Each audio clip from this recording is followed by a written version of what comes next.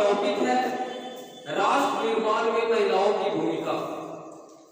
तो पहले हम जानेंगे कि राष्ट्र निर्माण होता क्या है, यानी कि राष्ट्र के विकास एवं समृद्धि के लिए किए गए कार्य को राष्ट्र निर्माण कार्य कहते हैं। राष्ट्र निर्माण कार्य बेहद पुनीत कार्य है, यानी कि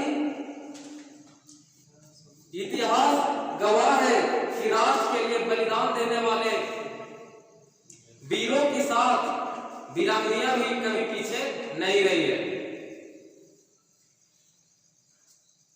भारतीय नारियां अपने राष्ट्र के विकास एवं गौरव को बढ़ाने में पुरुषों को हमेशा साथ दिया है। कई क्षेत्रों में तो महिलाएं पुरुषों से भी आगे निकल गई हैं। हमारे यहाँ शास्त्रों में कहा जाता है, यज्ञ नयस्तु पूजयन्ते रमन्ते तत्र देवता, अर्थात जहाँ नारियों की पूजा होती है वहाँ देवता वास करते हैं।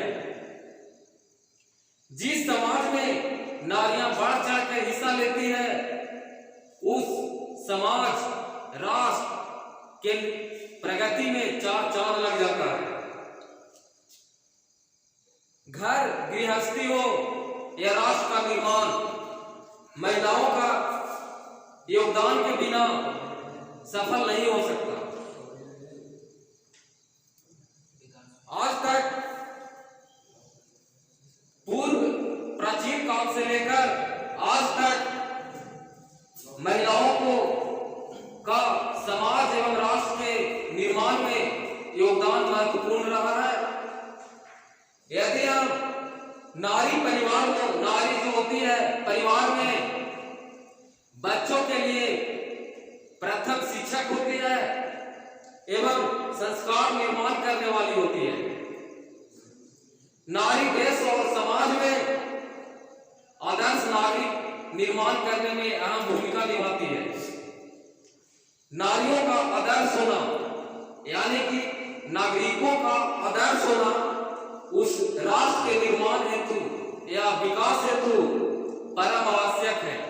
यानी कि जिस राष्ट्र के नागरिक अगर आदर्श होंगे वो राष्ट्र का प्रगति काफी तेजी से और सुसज्जित रूप से होगी। प्राचीन कालीन भारतीय इतिहास में हड़प्पा सभ्यता हो या सिंधु घाटी सभ्यता महिलाओं का महत्वपूर्ण योगदान रहा है और उस समय महिलाओं का स्थान भी उचित स्थान, महत्वपूर्ण स्थान प्राप्त था। उस समय का समाज मातृसत्तात्मक था, जिसका अर्थ होता है माता की प्रधानता। अब हम ऋग्वैदिक काल की बात करें तो ऋग्वैदिक काल में महिलाओं की स्थिति उतना स्थान अच्छी प्राप्त नहीं थी, फिर भी कई विदुषी महिलाओं ने वेद मंत्रों की रचना की, जिसमें लोपामुद्रा, अपाला, घोषा, सरस्वती एवं सावित्री का नाम प्रख्यात है। अब हम मध्यकालीन भारत के इतिहास की बात करें तो दिल्ली सल्तनत के काबिज गुलाम वंश की शासिका रजिया सुल्तान, जिन्होंने भारत के प्रथम महिला मुस्लिम शासिका बनी और उन्होंने सबसे पहला काम किया पर्दा प्रथा का घोर विरोध किया। उन्होंने अपने राज दरबार में कुर्ता गुलाम पुरुषों की तरह पहनकर आने लगी और उन्होंने बताया कि महिला वो हर काम कर सकती है जो पुरुष कर सकते हैं। यानी कि वो पहली महिला शासिका बनकर और उन्होंने पर्दा प्रथा का बहुत विरोध किया और पर्दा प्रथा थोड़ा वहां पे लचीला हुआ। अब हम स्वतंत्रता संग्राम की बात करें तो स्वतंत्रता संग्राम में महिलाओं ने शांति प्रिय आंदोलनों से लेकर क्रांतिकारी आंदोलनों में महत्वपूर्ण भूमिका निभाई। 1857 के युद्ध में रानी लक्ष्मीबाई, बेगम हजरत महल जैसी न जाने कितनी महिलाएं अपना सर्वोच्च बलिदान दी। जैसे सुचिता कृपलानी, अरुणा आसफ अली, कस्तूरबा गांधी, सरोजिनी नायडू जैसी अनेकों नारियां स्वतंत्रता आंदोलन का सक्रिय बनाने में महत्वपूर्ण भूमिका निभाई। आज देखा जाए तो रानी लक्ष्मीबाई जैसी कितनी, आज देखा जाए तो रानी लक्ष्मीबाई से लेकर आयरन लेडी कही जाने वाली इंदिरा गांधी तक अनेकों स्त्रियां ने विश्व स्तर पर अपना नाम कमाया। जैसे कि इंदिरा गांधी भारत की प्रथम महिला प्रधानमंत्री बनी, जिनके शासनकाल में 42वां संविधान संशोधन हुआ 1976 ईस्वी में, जिसे लघु संविधान कहा जाता है। 1971 के युद्ध में जो भारत और पाकिस्तान के बीच हुआ, बांग्लादेश को स्वतंत्र कराने हेतु, जिसमें इंदिरा गांधी का भूमिका महत्वपूर्ण था। अब जैसे विजया लक्ष्मी पंडित की बात करें, जिन्होंने संयुक्त राष्ट्र संघ की प्रथम महिला महासभा का अध्यक्ष बनी, एवं निर्मला सीतारमण भारत के वित्त मंत्री बनी। इससे पहले भारत की रक्षा मंत्री थी। एवं वर्तमान में बात करें तो माउंट एवरेस्ट से चढ़ाई से लेकर अंतरिक्ष कार्यक्रम में इन्वॉल्व हुई कल्पना चावला को कौन भूल सकता है। ऐसे ना जाने भारत में कितनी वीरांगनाओं ने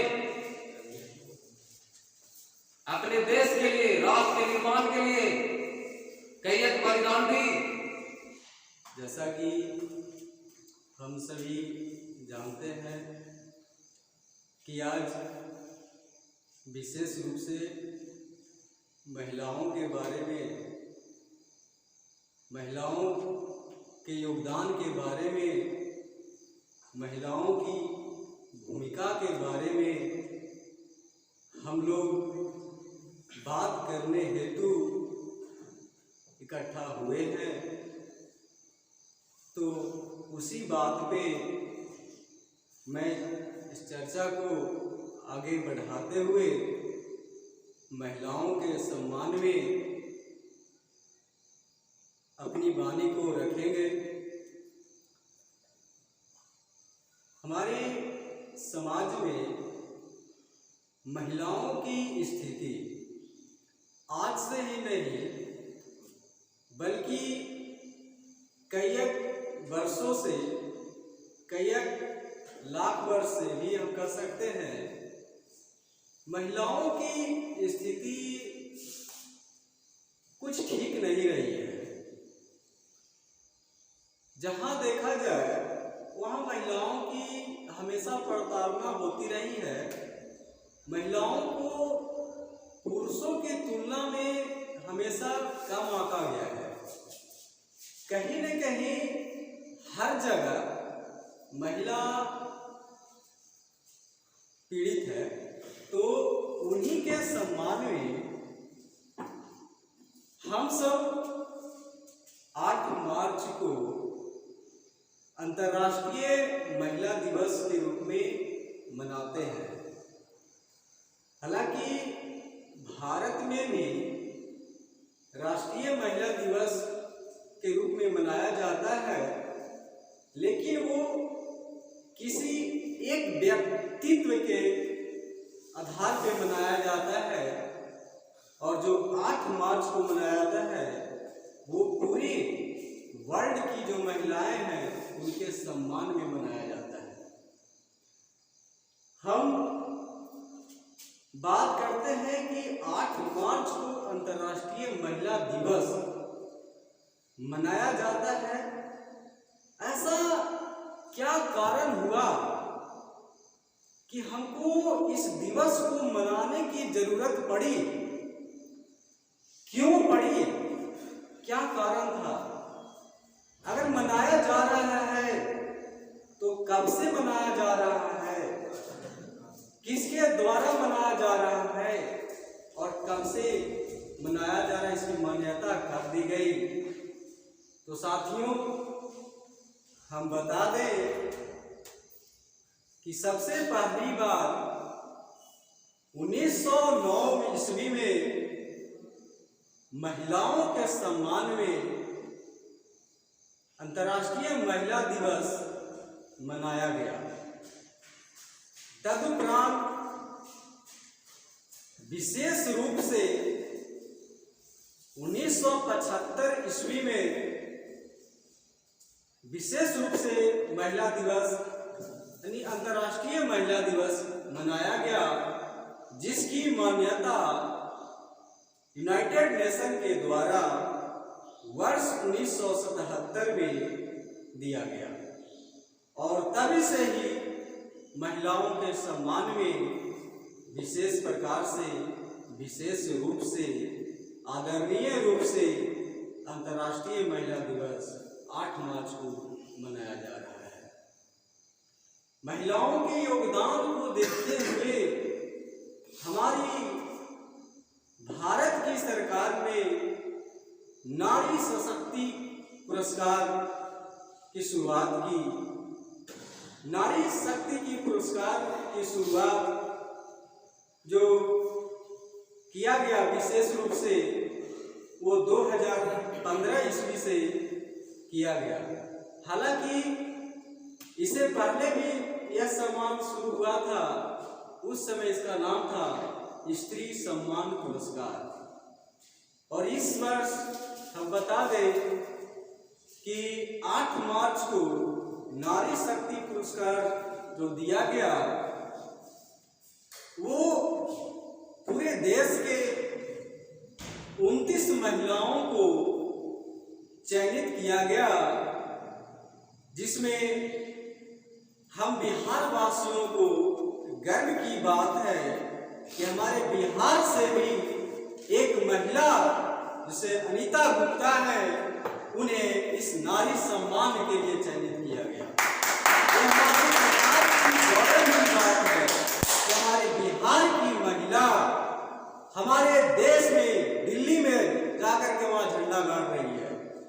हमारे बिहार की महिला इसे अग्रसर है कार्य हेतु, देश की प्रेरणा हेतु, यहाँ तक कि एक इसे ब्लाइंडेस्ट महिला जिनकी आंखों से नहीं रोक रही है, वो आज राष्ट्र निर्माण में अपनी योगदान दे रही है, जिसके लिए भी नारी सशक्तिकरण पुरस्कार से उनको भी नवाजा गया है। ये भी इससे हमें पता चलता है कि वो कोई भी हो या किसी अंग से अपंग हो या सुदृढ़ हो, अगर चाहे तो किसी भी हद तक जा सकती है। वो धरती क्या, आसमान क्या, पाताल क्या, सब एक कर सकती है। हमारी नारी शक्ति पुरस्कार 6 संस्थागत श्रेणी में और 2 व्यक्तिगत श्रेणी में दिया गया और दिया जाता है, जिसमें हमारे राष्ट्र की महिलाओं के नाम पर ही 6 संस्थागत श्रेणी में दिया गया है, जिसमें रानी लक्ष्मीबाई सम्मान, रानी गैडिलियू सम्मान, रानी रुद्रमा देवी सम्मान, कनगी सम्मान, के रानी गैडिलियू हो गया। ये सभी के नामों पर 6 संस्थागत श्रेणी में दिया गया है और इसे जीजाबाई सम्मान भी इनमें शामिल है। तो हमारी महिला का योगदान था, तभी तो हम उनके नाम पर इस सम्मान को रखें।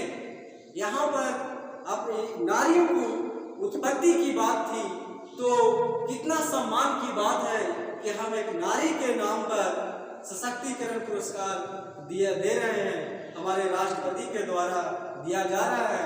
हालांकि इस सम्मान को देने के लिए एक महिला बाल विकास मंत्रालय नोडल एजेंसी की काम करता है।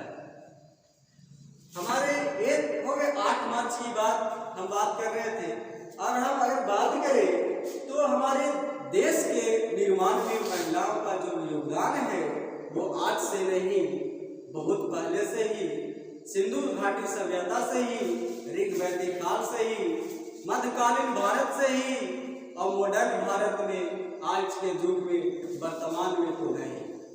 बता दें, सिंधु घाटी सभ्यता हमारी सभ्यता मातृसत्तात्मक सभ्यता थी। क्यों थी? वहां माता की प्रधानता थी, माता की पूजा होती थी, इससे मातृसत्तात्मक थी।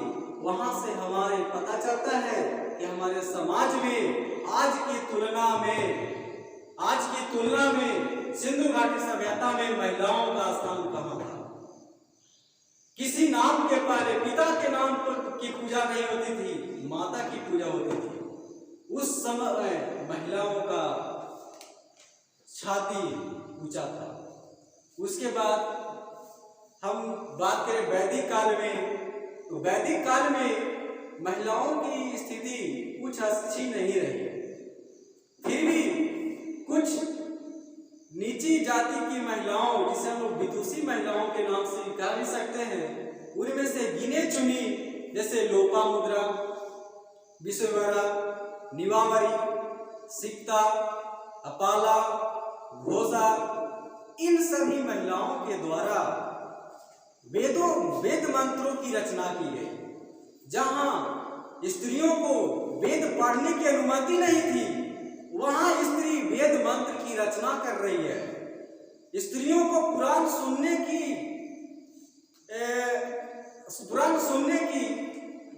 ऑर्डर नहीं था, मतलब सुनने नहीं दिया जाता था।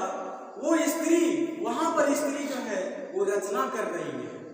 सुनिए, सोचिए कि हम रचना करेंगे, हम सुनेंगे नहीं, लेकिन हम रचना करेंगे, और आप पढ़िए, आप सुनिए।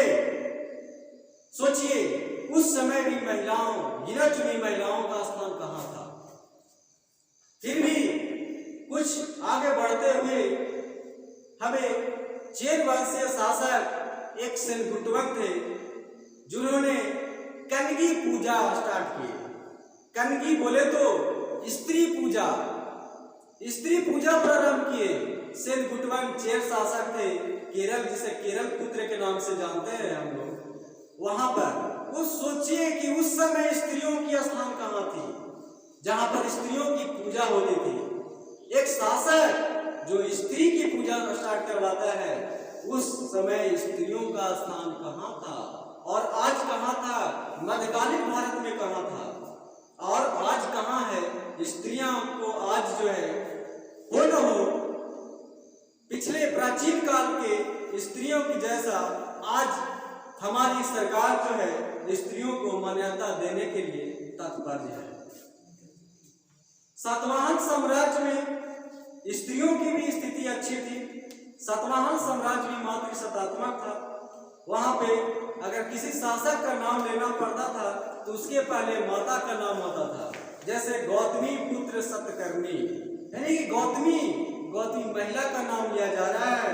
महिला का नाम पहले आ रहा है, बाद में आ रहा शासक का नाम।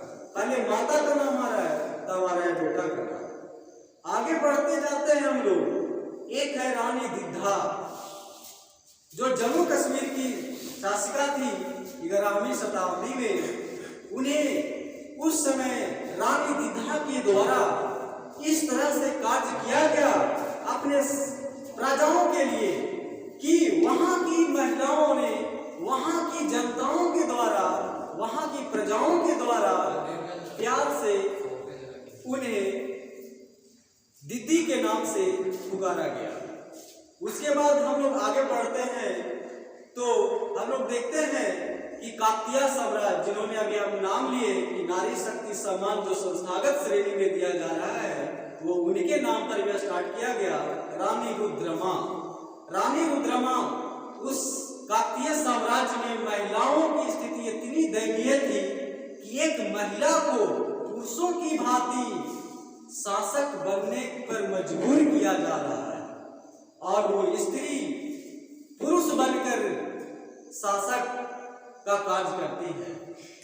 आगे हम लोग बढ़ते जाते हैं, मध्यकालीन भारत पार करते हैं तो हम लोग वर्तमान भारत में आते हैं तो बहुत सारी 1857 के विद्रोह में देखें तो रानी लक्ष्मीबाई, रानी बेगम हजरत महल, इन सभी महिलाओं का योगदान अपूर्ण है, महत्वपूर्ण है और इसे हम लोग कह सकते हैं कि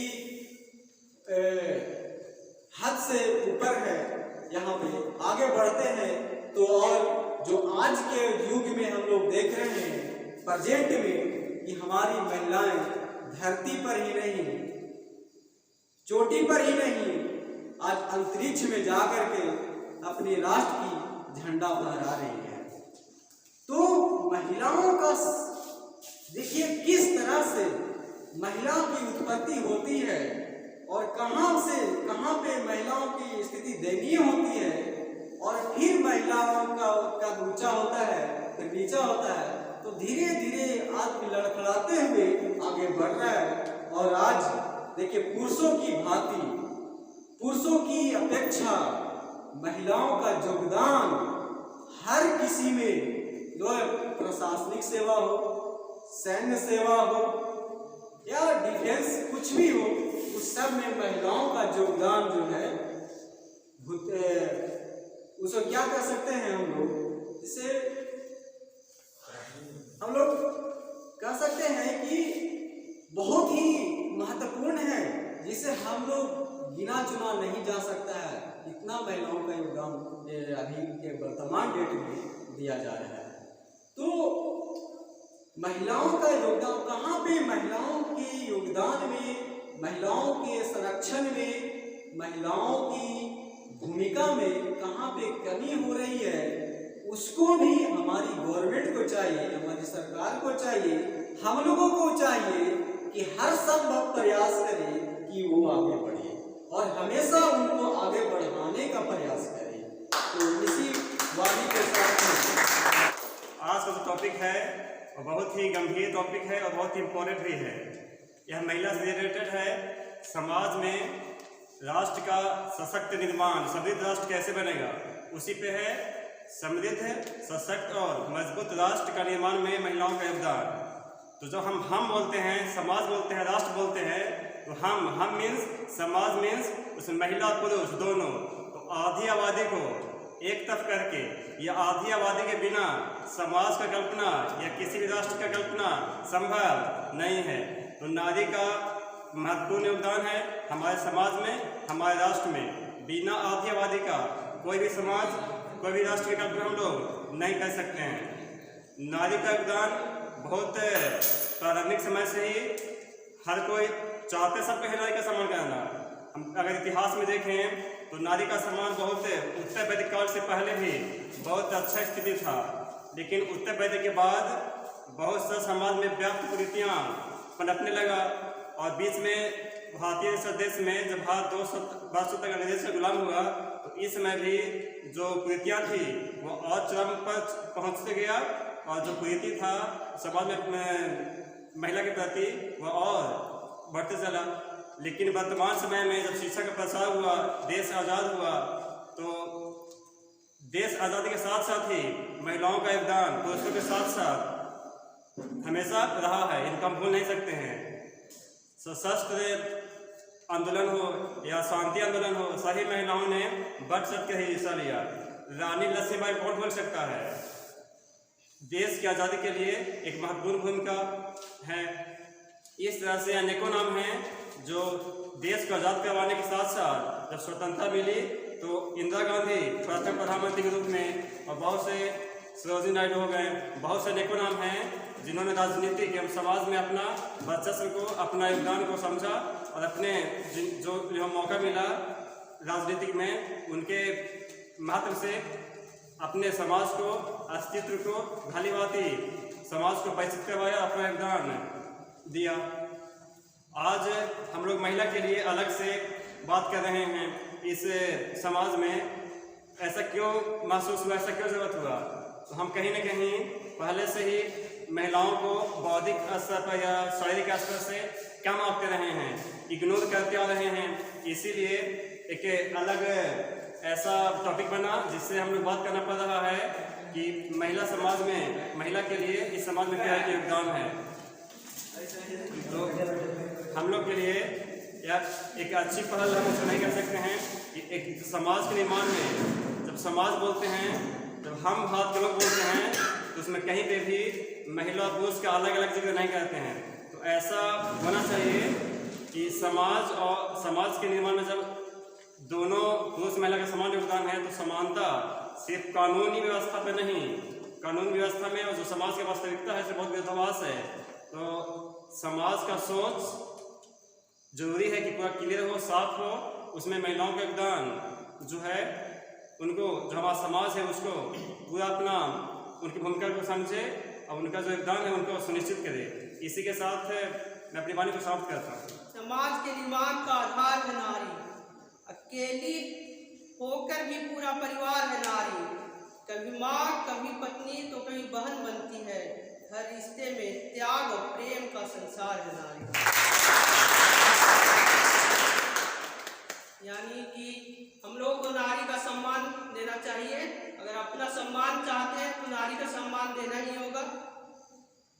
जिस पुरुष को अपनी ताकत पर घमंड हो, वह अपनी ही परछाई से डर जाता है। स्त्री को अपमानित करने वाला व्यक्ति एक दिन खुद की नजरों में गिर जाता है।